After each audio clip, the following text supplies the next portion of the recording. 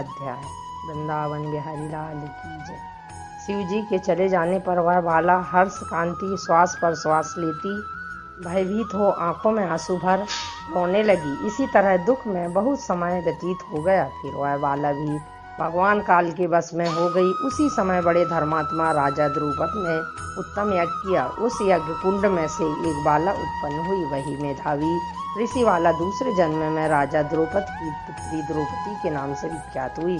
सो यह राजा द्रुपद के स्वयंवर में मछली बींधने पर अर्जुन को मिली। हे नारद, पुरुषोत्तम का अनादर करने से दुष्ट दुशासन ने इनके बालों को पकड़कर खींचा, परंतु उस समय वह बारंबार मेरे नाम को याद करने लगी। श्री कृष्ण जी कहने लगे कि यदि द्रौपदी को मैं भूल ही गया था तो भी मेरे को स्मरण आई। हे राजन, मैं तत्काल ही गरुड़ पर चढ़कर आया और अनेक प्रकार से खींचे हुए चीर को इतना बढ़ाया कि दुशासन उसे खींचता हुआ चित सा गिर गया। सदैव हमसे स्नेह करने वाली वह पतिव्रता को पुरुषोत्तम मास के अनादर से मैंने भी उसको त्याग दिया। पुरुषोत्तम मास का तिरस्कार करने वाले को मैं भी गिरा देता हूँ, इसलिए सब तरह से है मनमास ऋषियों और देवताओं को भी सेवन योग्य है, फिर मनुष्यों को तो अत्यंत ही मनवांछित फल देने वाला है। इसलिए आने वाले पुरुषोत्तम मास की आराधना के 14 वर्ष पूरे हुए।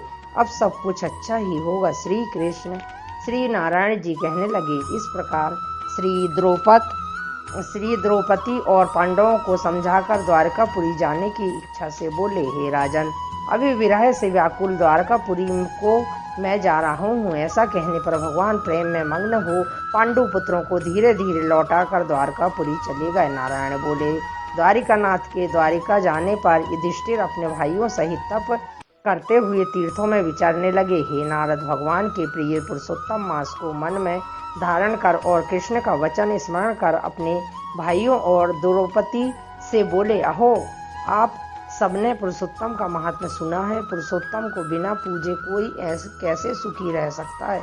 इस लोक में वही पूज्य है, वही धन्य और वही श्रेष्ठ है जो अनेक तरह से भगवान पुरुषोत्तम को पूजता है। इस तरह सब तीर्थों में विचरते हुए पुरुषोत्तम मास के प्राप्त होने पर विधिवत उसका व्रत करने लगे और 14 वर्ष व्यतीत हो जाने पर श्री कृष्ण भगवान की कृपा से आकंटक राज को प्राप्त हुई। इसी तरह सूर्यवंशी राजा धृणधवा भी पुरुषोत्तम के सेवन से पुत्र और पुत्रों तथा अनेक तरह की सुख भोग कर योगियों को भी अति दुर्लभ भगवान के लोक को गए। 12वां अध्याय समाप्त। वृंदावन बिहारी लाल।